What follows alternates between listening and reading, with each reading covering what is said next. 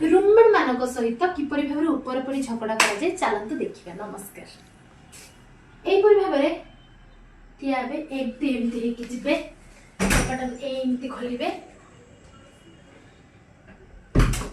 एई बड़ी भाबे कपड़ा खोलिबे एमती आनी जेमती कपड़ा भांगी जिवो से सोई उठी पड़िबे जेमती कोडे भयंकर झगड़ा आसिला तापर फिर एपरि भाबरे जिबे निजे फोन टाको आनबे एपरि भाबरे कथा हेबे। हां हेलो बाऊ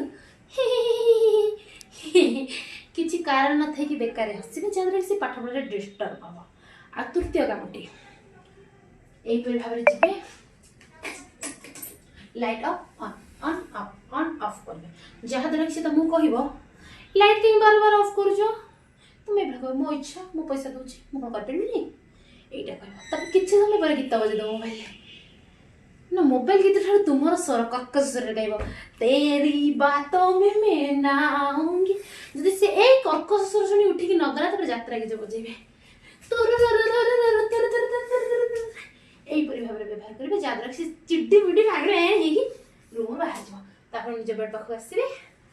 लाइट टाक अफ करदे जाकि यहीपरि भाव में शुई पड़े।